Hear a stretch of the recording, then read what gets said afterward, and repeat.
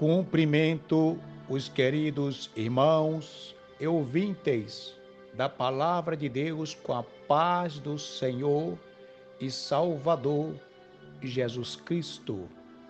Que o nosso Deus, o nosso Pai, o nosso Senhor, o nosso Consolador, possa estar agora na sua casa, ouvinte, diante da sua família, para abençoar, para curar e para libertar.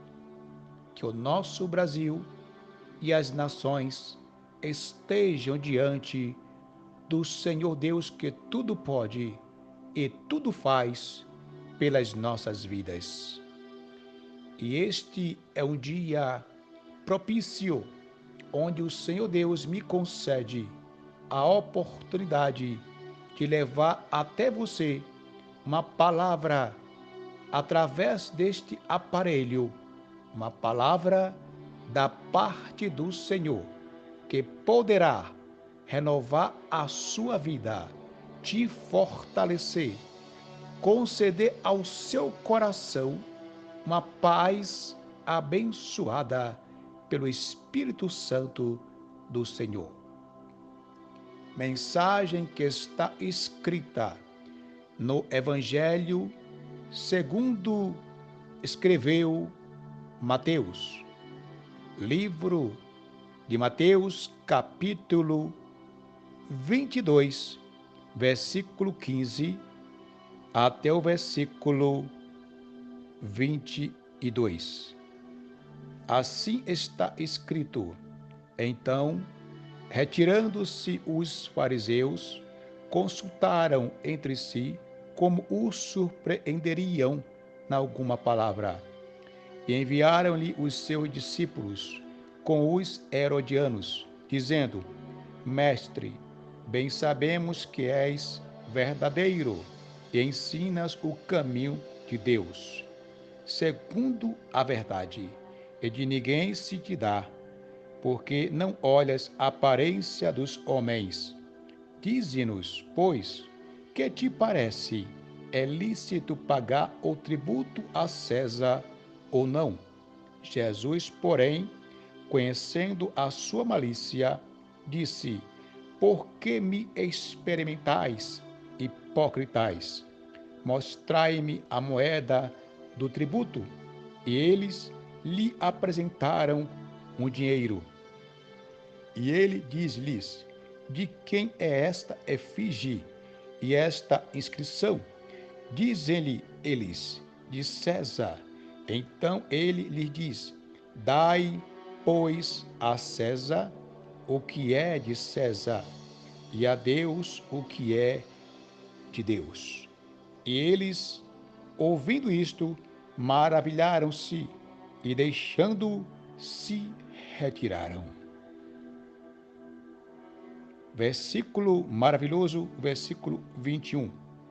Dai, pois, a César o que é de César, e a Deus o que é de Deus. Esta foi a resposta do maior, do grandioso sábio, o Deus que nós servimos, o Deus que está contemplando agora a sua vida. Vemos então o texto onde Mateus deixa claro a intenção dos fariseus e dos herodianos. Fariseus, que se diziam religiosos, e era uma seita dos judeus, muito mais numerosa do que a seita dos saduceus, e de mais influência entre o povo. Já os herodianos não eram uma seita religiosa, como os saduceus, nem tampouco uma ordem social como os fariseus, mas era um partido político apoiando a dinastia de Herodes, que reedificara o templo. E estes dois grupos, os fariseus e os herodianos, consultaram-se entre si como surpreenderiam Jesus em alguma palavra, ou pegasse um erro da parte de Jesus. Já que os fariseus não se davam bem com os discursos que tinham com Jesus, e pelo motivo de Jesus ter todas as respostas, os fariseus tinham grande inveja de Jesus. O tempo todo eles preparavam armadilhas e mais uma vez cercaram Jesus, colocando-o num corredor polonês. Para quem não sabe o que é um corredor polonês, trata-se da partilha da Alemanha, pois a Primeira Guerra Mundial, a Alemanha derrotada acaba perdendo todos os seus territórios extra-europeus e é criado um corredor no meio da Alemanha para que a Polônia tenha saída para o mar. A Polônia, inclusive, que passa no corredor pelo meio da Alemanha, fica com o principal porto alemão, que era o porto de Danzig. E quando Hitler assumiu o poder, ele queria reunificar a Alemanha pegando o corredor polonês. Por isso, o local é extremamente perigoso. E por isso, tem aquela brincadeira de colocar uma fila de pessoas de um lado e outra fila de pessoas do outro lado e passar uma pessoa pelo meio do corredor. E os dois grupos começam a dar paulada, murros, pedradas e, em certos casos, coronhada de fuzil ou facadas. E vemos aqui, neste texto lido, que havia dois grupos que cercaram Jesus, os fariseus e os herodianos, para perguntar-lhe se era lícito ou não pagar imposto a César ou não. A depender da resposta de Jesus, eles julgariam ali mesmo e acusariam Jesus, como fizeram acusando Jesus de proibir pagar tributo a César, como está escrito em Lucas 23, versículo 1 e versículo 2. E o nosso irmão Estevão passou por esta situação, foi cercado, foi apedrejado até a morte por pregar a verdade. E tudo que os fariseus queriam era escandalizar, tirar a fama de Jesus, tirar o prestígio, punir e prender o nosso Salvador. Aleluia! E assim fizeram uma pergunta tendenciosa. Digamos o que o Senhor acha. É lícito pagar o imposto a César ou não? E esperavam a resposta sim ou não. E Jesus, conhecendo a sua malícia, disse: por que me experimentais, hipócritas? Mostrai-me a moeda do tributo. E eles lhe acrescentaram a moeda, apresentaram a Jesus um dinheiro. E ele disse: de quem é esta efígie e esta inscrição? Disseram eles: de César.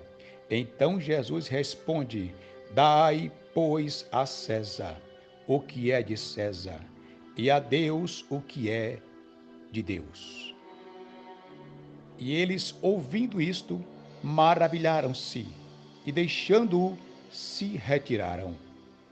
Jesus Cristo deixou claro que, ainda que vivamos debaixo de governos opressores, devemos ter sabedoria ao lidar com eles, a fim de que a nossa vida não fique ainda mais difícil.